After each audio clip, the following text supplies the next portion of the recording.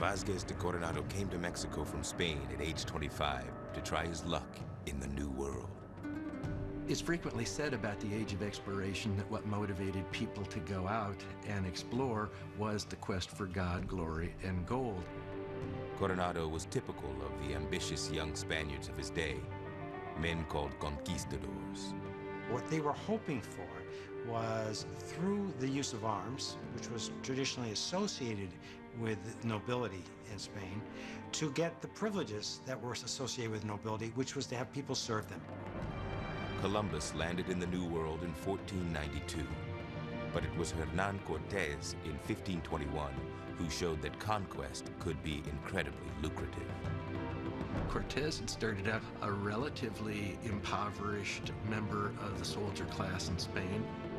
He goes, conquers the Aztec Empire, is fantastically wealthy, and in fact gets a title of nobility.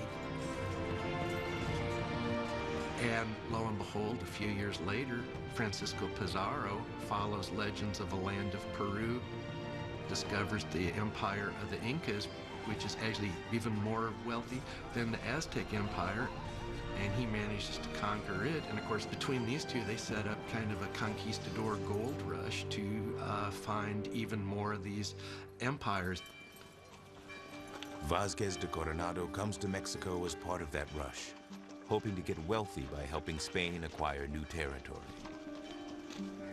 He is a trusted associate of the Viceroy of Mexico and rises quickly in the colony. He marries Beatriz de Estrada.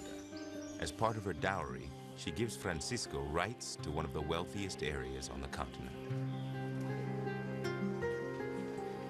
He has married very well, but this is not the type of conquest he came for. The most promising new land yet to be conquered is to the north of Mexico. As Coronado is getting married, Spaniards are getting their first hints of what is up there.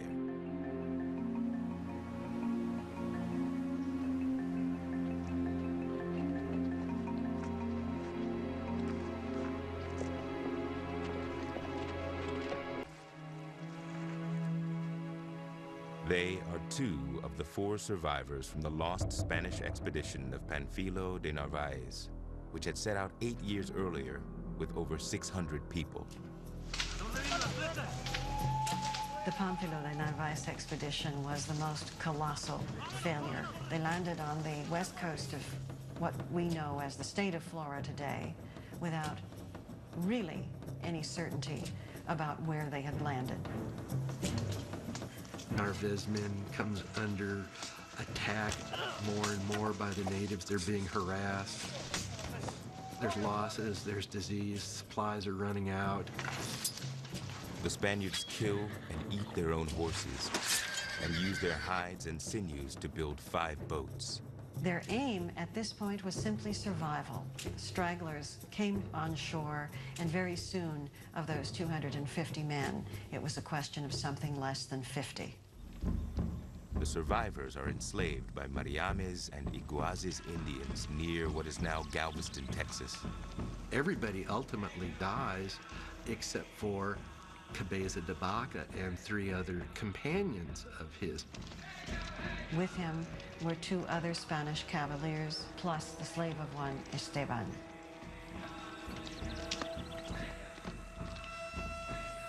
Eventually, they convince the Indians that they are holy men with powers to heal. Their lot improves. After 7 years, they escape. They walk for 10 months west and south into Mexico.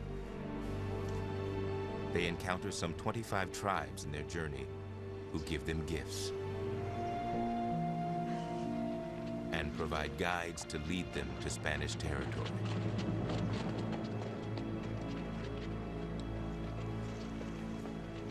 I reached 4 Christians on horseback, who experienced great shock upon seeing me so strangely dressed and in a company of Indians. They remained looking at me for a long time, so astonished that they neither spoke to me or managed to ask me anything. I told them to take me to their captain.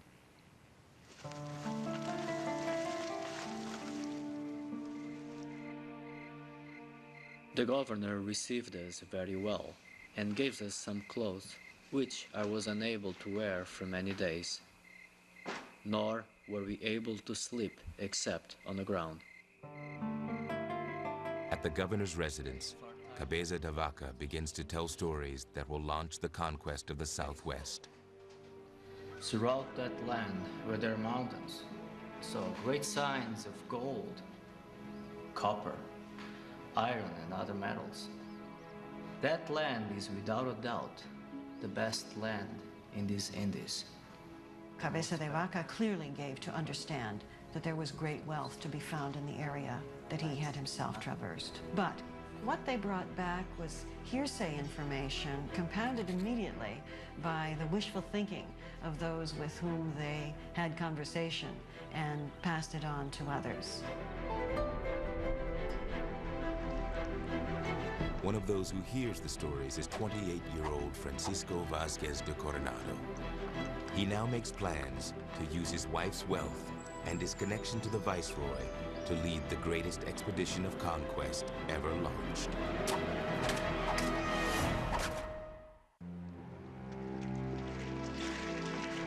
Early the next year, Esteban departs for the north accompanied by Indian allies, warriors from central Mexico.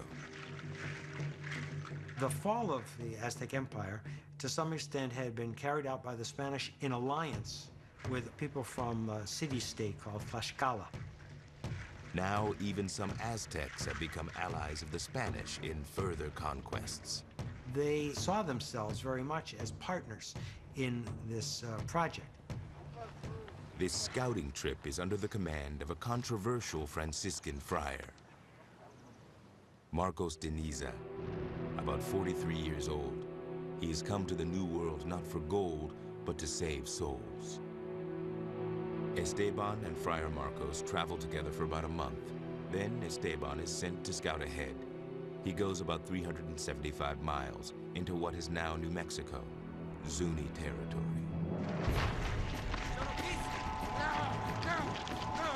When Esteban threatens the Zunis that, unless they do what he says, they will be invaded and enslaved by a horde of white men, they turn hostile.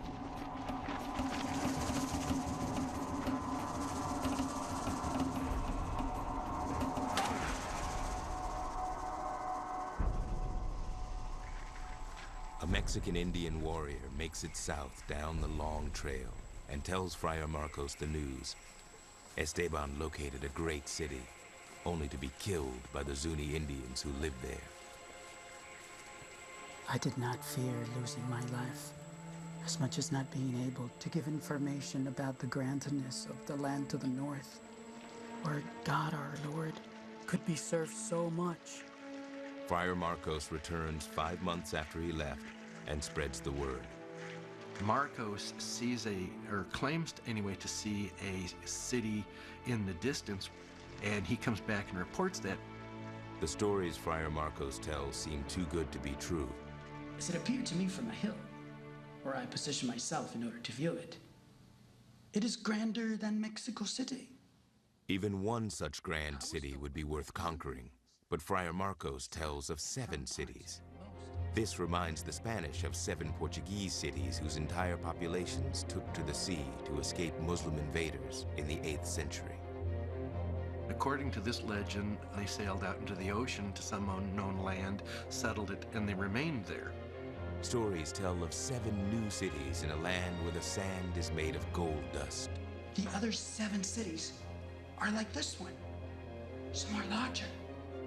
Now it seems that those legendary 7 cities of gold have been found in the American Southwest. All these people are thinking, those are the 7 rich cities, and we're going to go up there and find them. Just months after Friar Marcos returns, an expedition prepares to depart. Over 1,000 Mexican Indians and some 330 Spaniards, each of whom has put up his own money. There were 11 captains in the expedition. These were certainly men who were inured to pretty violent behavior. And they bring with them a few men who also had been living on the frontier for a decade or more. In their opinion, Indians could be very, very dangerous. Hit them if they don't cooperate. Hit them.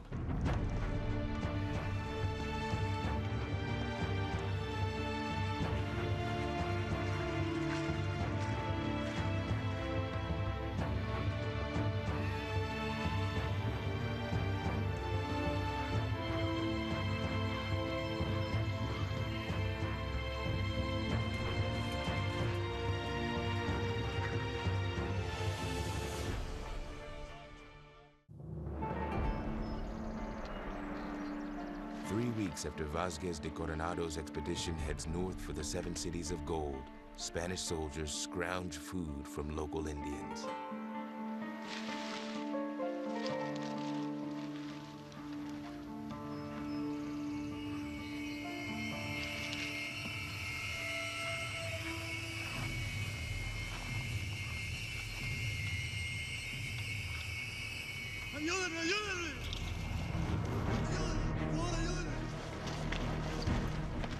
Coronado's second-in-command, Lope de Samaniego, runs to the aid of a captured crossbowman.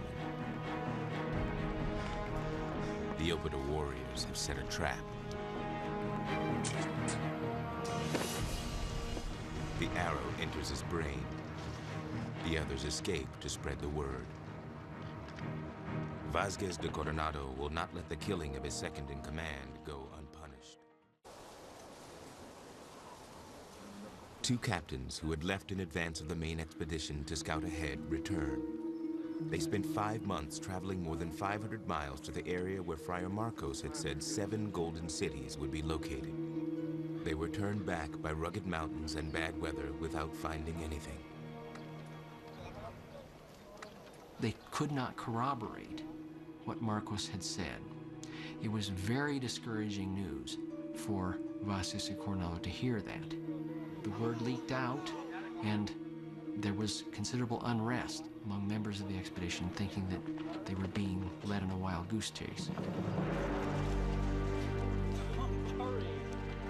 What you will see to the north will be good! I saw it with my own eyes! Vázquez de Coronado forges ahead with a small fighting force. For 19 weeks, the advance guard walks north to what is now the state of New Mexico, a distance of over 700 miles. Vázquez de Coronado has named a new second-in-command, Garcia Lopez de Cardenas. Together, they lead their men to a place the Spaniards call Cibola, which they believe is one of the fabled 7 cities.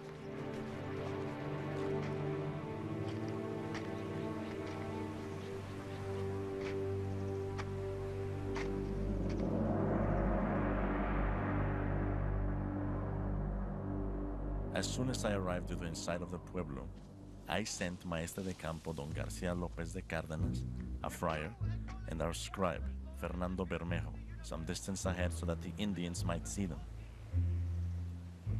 Some Zuni warriors come out of their pueblo and warn the enemy not to come closer. The requerimiento was made intelligible to the natives of that land through an interpreter.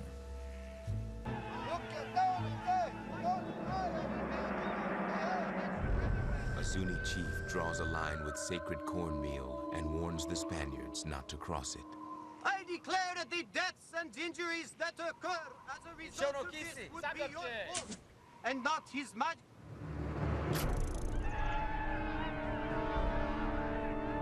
The natives reply that they were not familiar with His Majesty, nor that they want to be a subject, or serve him, or any other Christian.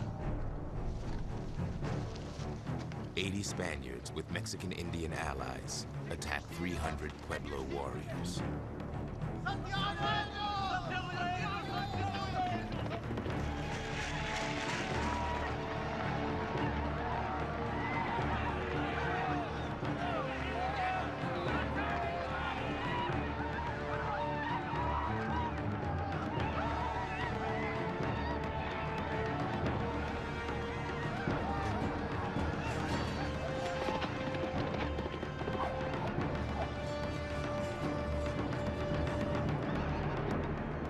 The Spanish horses are weapons of war, trained to trample their enemies. Many times I've tried to put myself in the place of seeing this for the first time and never having seen a horse before. You might think it would be a monster who would devour you. The Indians fall back to make their stand inside the pueblo. I ordered the musketeers and crossbowmen to drive back the enemy from the defenses.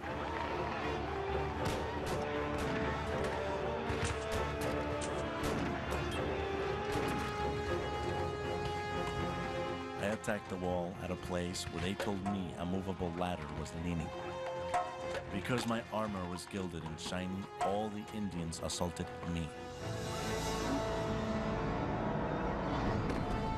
Vasquez de Coronado is injured. His second in command and captain of artillery act as human shields. Now they're all pinned down by the enemy.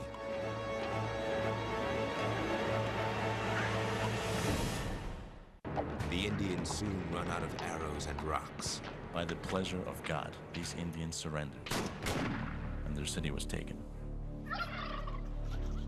A sufficient supply of corn was found there to relieve our necessities. The Spanish took over the pueblo, took the foodstuffs that were available, and that was really the only treasure that they found, in the so-called 7 cities of gold. There is no precious metal or any marketable commodity for the Spaniards in Zuni Pueblo, even though Friar Marcos had said it would be grander than Mexico City. Marcos de Niza reported what he had heard from many people along his route, but he told what he thought was a little white lie, I think, that he had actually seen it.